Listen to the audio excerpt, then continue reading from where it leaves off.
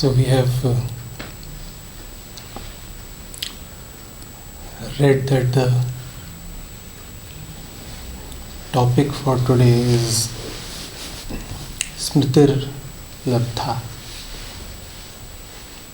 It relates to remembrance.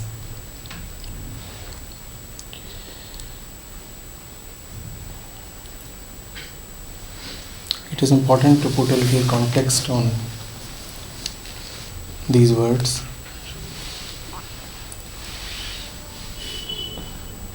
In the Bhagavad Gita, these are the last words uttered by Arjuna.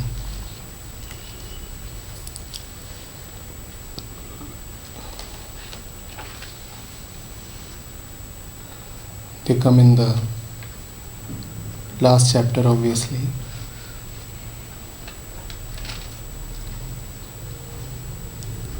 And are close to being the final verses.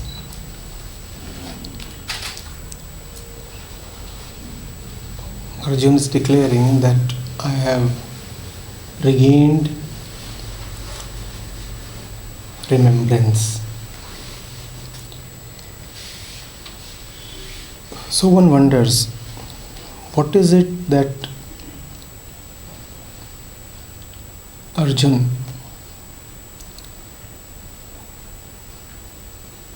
seems to have gained? What is it that he seems to have again remembered?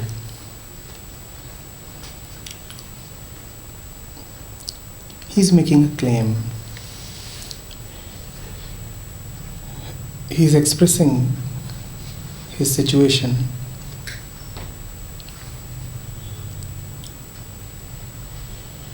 He is saying, after all the discussion that we had, O Krishna, now I remember.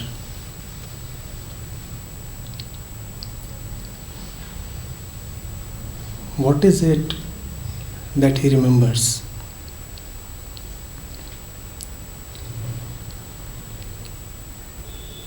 Now this word, remembrance,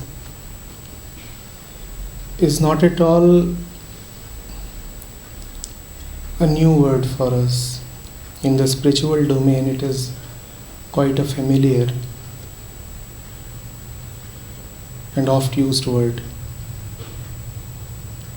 We say we must remember Sumiran, Surati, Smaran. A lot of emphasis has been put on remembering by saints, by scriptures, by religious traditions across the world. And they say remember.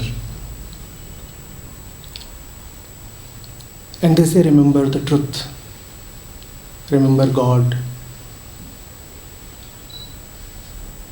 What is it that is being asked to be remembered?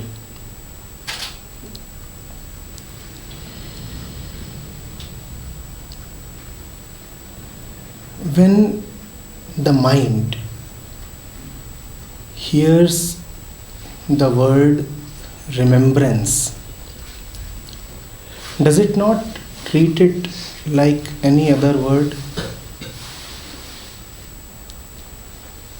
Because words are words. Words are the stuff of mind. The mind is used to receiving words. And every word is a proxy for some object, for something that is situated in space and time, something that is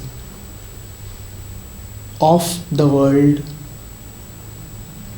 of the senses, something that belongs to the domain of the mind itself.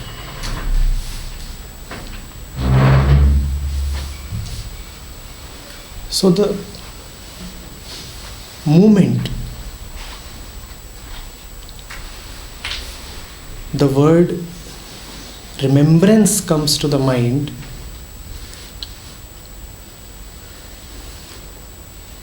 it is quick to conclude that surely it is referring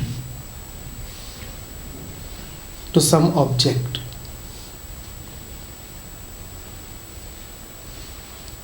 Remember, if someone says to you, remember, you'd be quick to ask, what? Is that not so? If I say, remember, how would the mind react? It would say, remember what? It would demand an object. And that is what the mind has usually done. It has turned spiritual remembrance used even in the mystical sense, to objective remembrance. So when you are asked, remember what? You would probably say, the essence, that which is Satya, or God, or Atman, or Brahm. And the mind is used to receiving an object after the word remember. We are talking about our mind. We are not talking about anything that needs a theoretical background. We are not talking about anything about which I can be a specialist. We are talking about our mind, which is the mind of mankind. So this mind,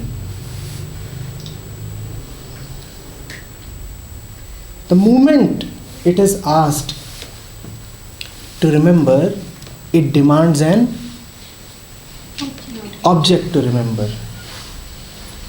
And it is very, very sure, it is very, very sure by way of habit, by way of its very constitution, that only objects can be remembered. So you say truth is to be remembered. You say the pure self is to be remembered. And so what is it that the mind is immediately likely to do? Create an image. What is it that the mind would immediately do?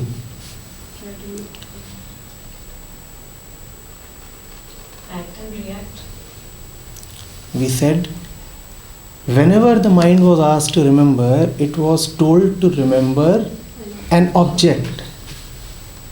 Now you are advising the mind, remember truth. What is it that the mind would instantly conclude?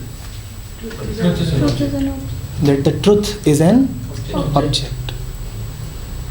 It is not only the mind's decision, it is actually the mind's limitation. It can deal only with objects. Outside of objects, the mind is helpless. So it turns the truth into an object. It turns God into an object. And don't we see that happening all around us and within us? The moment it is said, God, the moment someone says Atman, don't those words carry specific images in our mind? Let's take a small example which is close to being an experiment.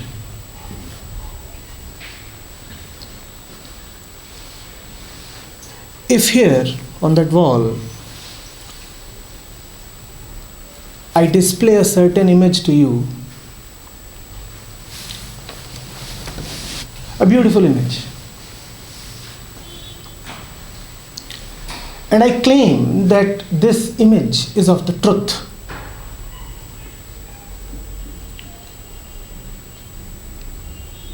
some of us are likely to instantly agree, especially if that image resonates with our traditions and our beliefs.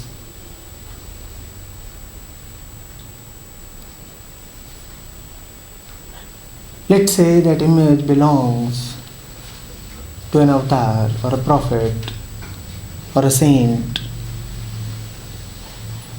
or any personality that we hold divine.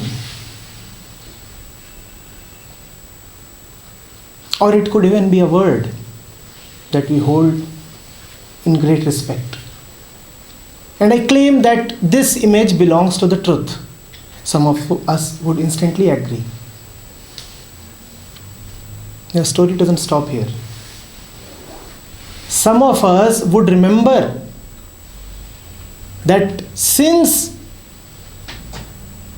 this is just an image, a personality, hence it cannot be the truth, so some of us would disagree. Now surely if we are saying that this image doesn't belong to the truth, then that can be said only by way of comparison with another image. So in either case, we are image holders. Whether we say this image belongs to the truth, or whether we deny the claim that the truth is this, the fact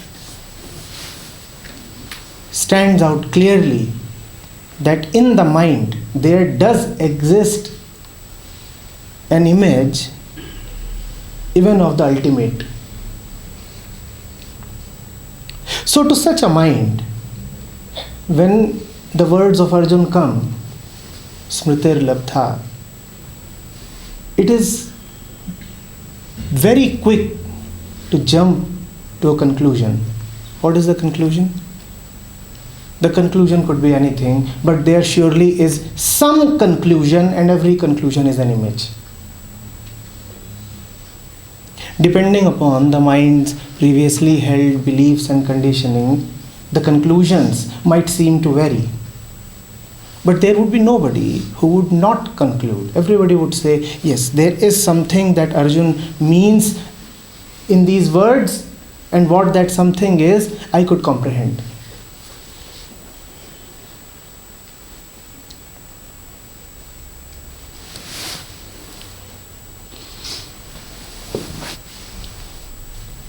The ways of the truth are a little different from the ways of thought. Thought proceeds through knowledge, knowledge depends on memory. In the sense of the world, we know something only when we have knowledge and memory of it.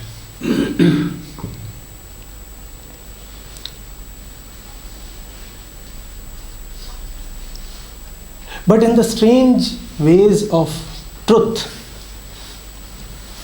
knowing does not happen through knowledge or memory. The word smriti there is hence to be understood with great care. In the worldly sense, when you say remember, then you mean add something to the memory.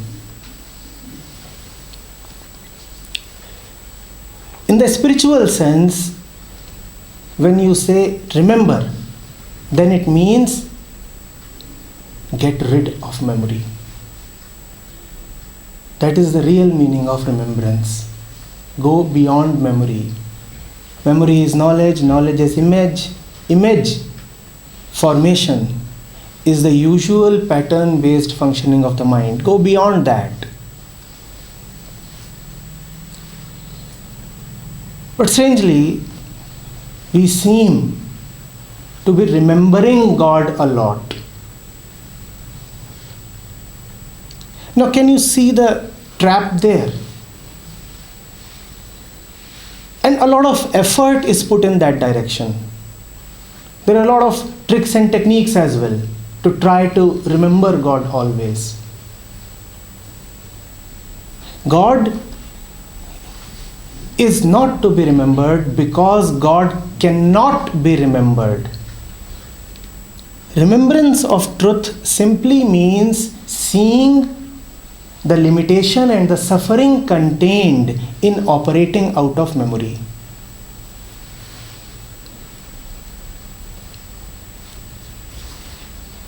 When we are talking of remembrance in the spiritual sense, it is actually a kind of forgetfulness. Divine remembrance is forgetfulness in the worldly sense. The one who is really with the essential gives very little weightage to what is contained in his memory. He is not at all serious about the impressions on the mind. He cannot attach great value to the mind stuff. That is remembrance. Smaran, in the spiritual sense, is actually vismaran. Forget. You cannot remember because your remembrance is limited, kind of handicapped. Spirituality says, forget. Forget. Do not try to remember. Do not make that mistake. A lot of us try that and keep trying that for years, decades, centuries, trying to remember. You will not be able to remember anything. And worse still, if you do come to remember something. There are those who say that we could not reach the truth. They are surely in darkness. And worse than them are those who claim that they have reached the truth. They are in deeper darkness.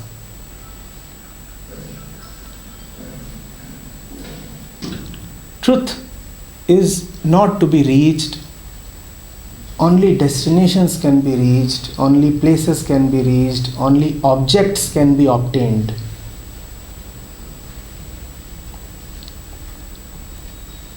But we do not like that. We do not like that because the ego finds sustenance in reaching, finding, seeking, and remembering.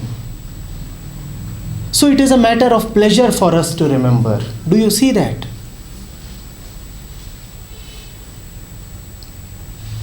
The ego loves to be called a spiritual ego, a divine ego, a holy ego. I am a better man because I remember God all the time. The question is, how do you remember? You also remember the milkman. You remember the bills to be paid. You remember your bank account number. You remember your wedding anniversary. And you remember God as well? Using the same mind? Don't you see that whatever you will remember will invariably be at the same level the same domain, because you are the one who remembers. All acts of remembrance are your doing.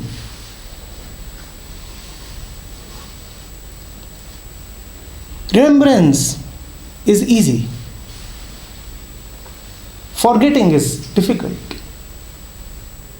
Try to remember something, you will succeed. But have you seen how difficult it is to forget?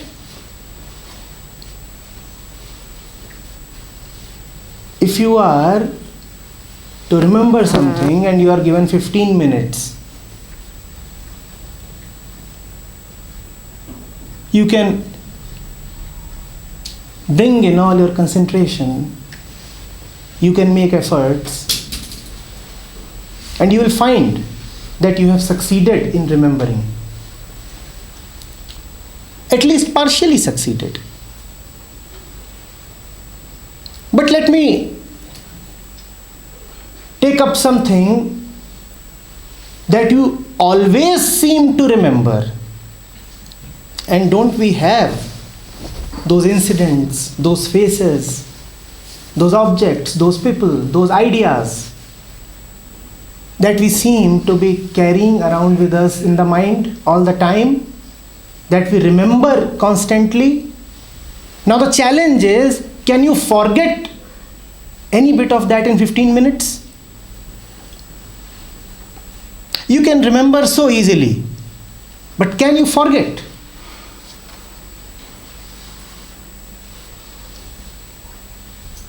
That forgetting is the essence of spirituality. So easy to remember, so difficult to forget. The spiritual mind lives in a divine forgetfulness. He forgets. The worldly mind clings to the past, to memories. The spiritual one simply drops and forgets. Arjuna is saying, with you, O Krishna, now I can forget. There was so much that was riding on my mind and making it heavy. And now I have been able to forget.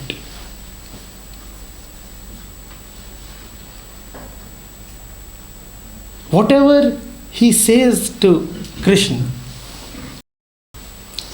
in this particular shlok is a characteristic of and is related to forgetting. He says, Nashto moha. My attachment is gone. In the same verse in which he says, Smritir labdha, he begins by saying, Nashto moha. Remember, something has gone. Something has been forgotten. Not that something has been gained. Truth is not a matter of gaining or accomplishment. Something has to be lost. Things have to go away. We are too full. We have to be emptied. Arjuna says, Nashto moha. Something has gone. Dropped. Gone. Not that I aimed to drop and succeed. No. Because if you aim to drop, you are only becoming fuller. And fuller not in the sense of purnata. Fuller in the sense of the loading of the ego. Arjuna is saying, Nashto moha. As I came to this field, there was so much on the mind. On one hand, I remembered that I am a warrior and I must fight. On the other hand, memories of my childhood, of the time spent with Pitama, of the blessings received from Drona. of all the familial bondages with my Kaurava brothers, they were all there on the mind. They all seemed so important. They all seemed to have an existence. In short, they all seemed to be the truth. And now, by your grace, Tat Prasadat, now by your grace, all is gone. The past is no more harassing me.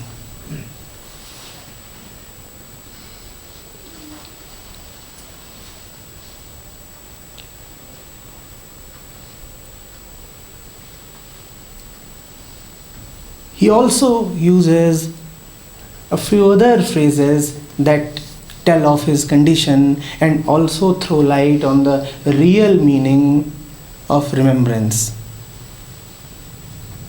He says, Sthitosmi.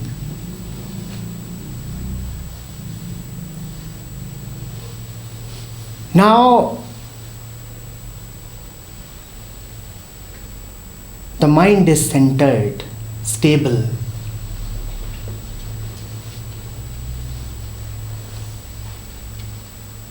Now it is not moving here and there. And tell me, is not memory a movement of the mind? The mind is not thinking of this and that. And tell me, is there memory without thought?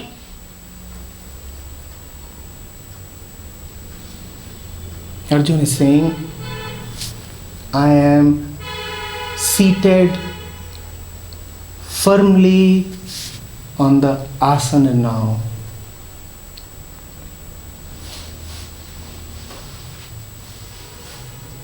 Nothing can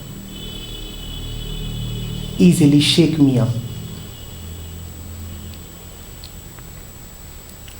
A little before, Krishna had advised Arjuna to be like the diya in a nirvat sthan, in a place where there is no turbulence of the wind. And Arjuna is now accepting, gladly conceding that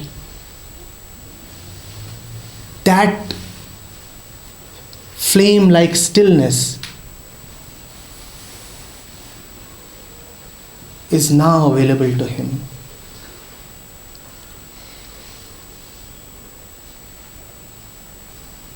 A flame that is radiating light in its stillness. Sthitosmi. And Arjuna says, Sandeh Gatah. Again, see the presence of dropping here. I have gone beyond doubt. My suspicions have been left behind.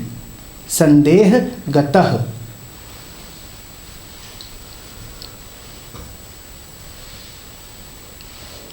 Not that really I have achieved a certainty.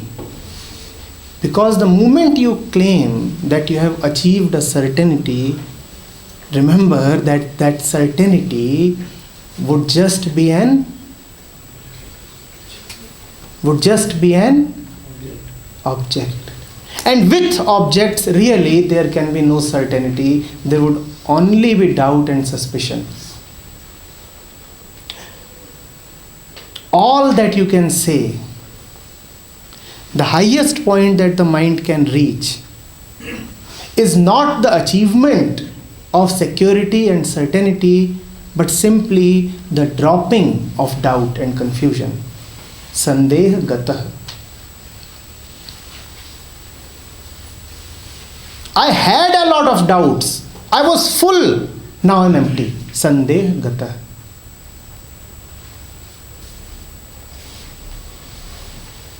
The mind of Arjun is the mind of all humanity.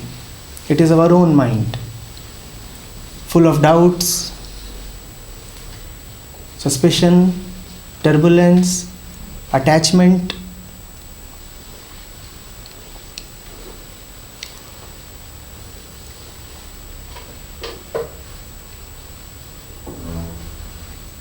Truth does not come to you as another object.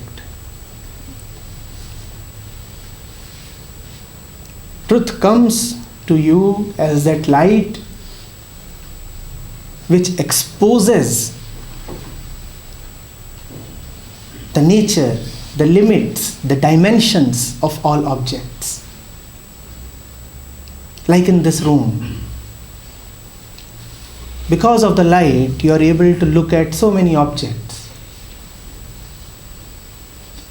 You are not looking at light, you are looking at the objects. The light is the enabler. It would not really be wise of us to say that we are looking at light. One knows light only indirectly. One knows light when one can look at the objects.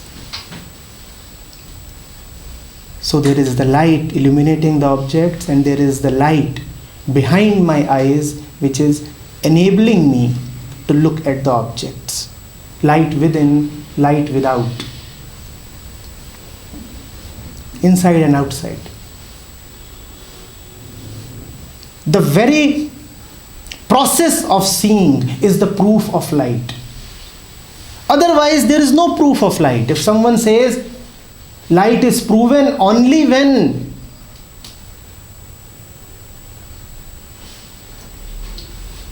light can be held in the hand or light can be seen, then he does not really understand. The fact that you can see is the proof of light.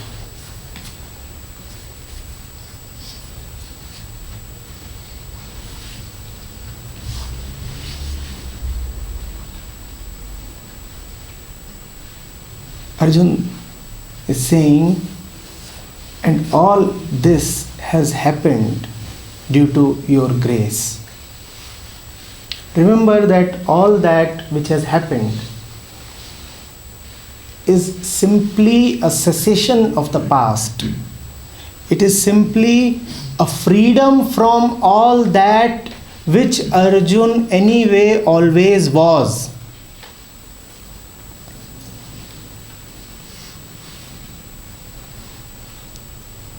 And freedom from all that which you consider yourself to be, that which you are carrying always in your mind,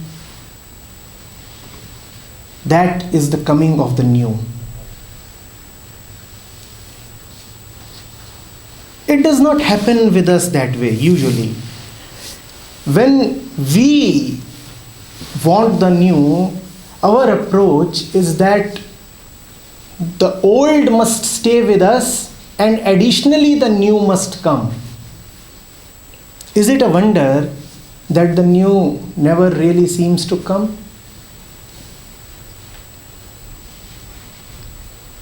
The new will never come to you as something additional. The new will come to you as a liberating force. You must ask, liberation from what? Liberation from your bondages. Where are the bondages? That which I am, that which I am carrying, that which I consider myself to be. The truth liberates you from you. That is its only function.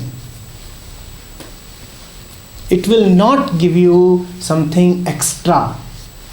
It will not make you bigger. It reduces you. That reduction is purification. That reduction is Atmasnan. The function of truth is to take away. Just that when you are totally reduced, then you attain to an immensity. So total reduction is also total expansion. But that total expansion, it must be said, will never be directly achievable or available. Firstly, the dropping must happen. The dropping requires guts. The dropping requires the presence of Krishna besides Arjun. That is the reason Arjun thanks. Tat prasadat. Because you were by my side, hence I could gather the guts to go beyond myself. Thank you, Krishna. Thank you for being next to me. Thank you for being my charioteer. So the dropping will happen first. And when you are in the process of dropping, then there is no guarantee what lies beyond the dropping. So you will be afraid. You will say, at least I have something today. How can I drop it? And what is the guarantee that if I drop it, something higher or something better lies next? No, there is no guarantee. You have to drop still, and this is therefore called faith. Dropping without any assurance. No promises.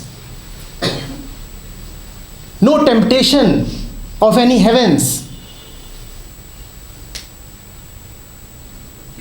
No attractions of rewards. Just drop. Then why should I drop? Because you are suffering. Be a little sensitive towards yourself. See that in your present condition you are simply suffering. So drop. Out of love for yourself, get rid of your present circumstances. I do not promise you what lies beyond. I am just saying you do not deserve to suffer as you are suffering right now. Why are you asking what will happen after the cessation of suffering? Is it not sufficient that the suffering will cease? Why are you asking a stupid question? Why are you seeking assurances?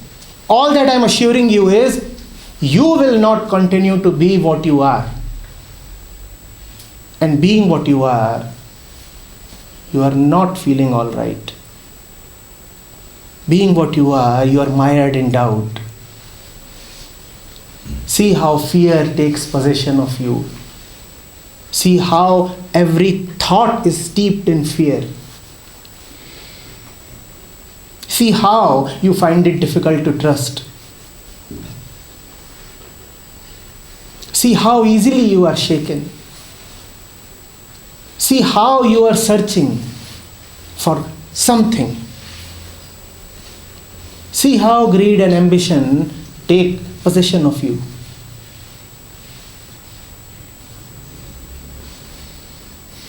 Do you really like all this?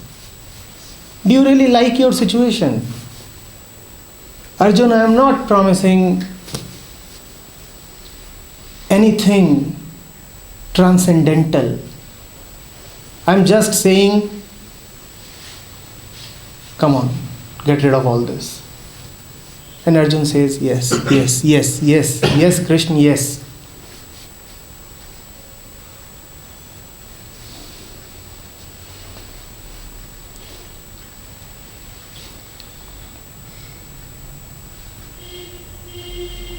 Ultimately he says, I will do what you will command me to do. Karishye vachanam tavam. And what does that mean? I will do what you will command me to do.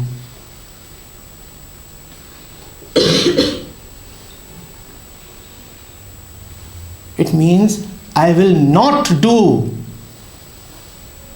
what my desires, my personal will, my ego commands me to do.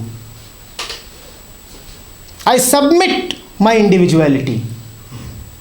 It does not mean that I will follow any specific person. Krishna, as he is standing in front of Arjun, is not a person.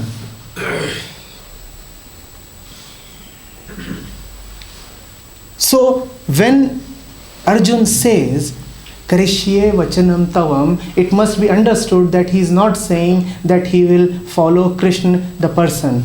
All that he is saying is, I can see the stupidity of living by my own desires. I can see that today if I am trembling in the middle of Kurukshetra, it is because I am who I have been.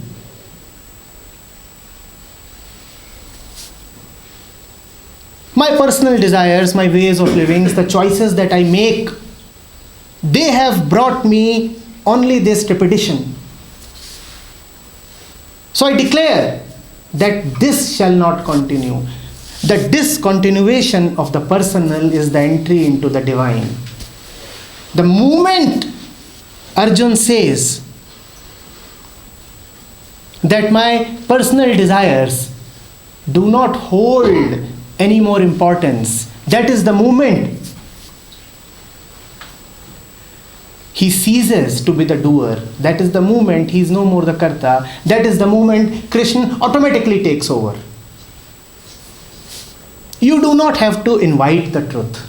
You do not have to reach the truth. You just have to stop blocking the truth. The truth is prepared. Krishna was there with Arjun always. It was Arjun who was blocking. It is we who block the truth. You don't have to go anywhere to get the truth. Just see what is it that you do daily, every moment, constantly to resist the truth. See how your mind raises defenses. See how your ego moves into doubt. See how you want to deeply hide behind a wall. The moment truth comes to you, you start trembling. The truth knocks and your house starts shaking. Now you are worried how to let truth in. If I let truth in, this house will be destroyed. And that is our predicament. Whether to save the house or whether to live in truth. But please consider this. If truth will destroy your house, surely your house is?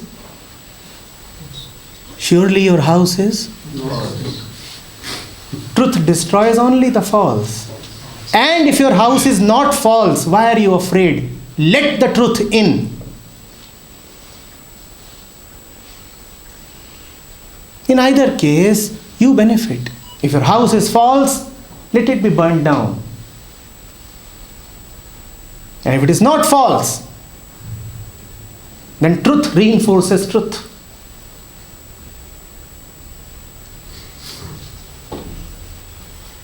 The whole game is about not blocking. Truth is seeking you. You are not the seeker. The ego is so poor, it cannot even be a beggar. In fact, the truth keeps begging to you. The truth is begging all the time. Kindly embrace me. You are the one running away. The truth is proposing to you like a committed lover.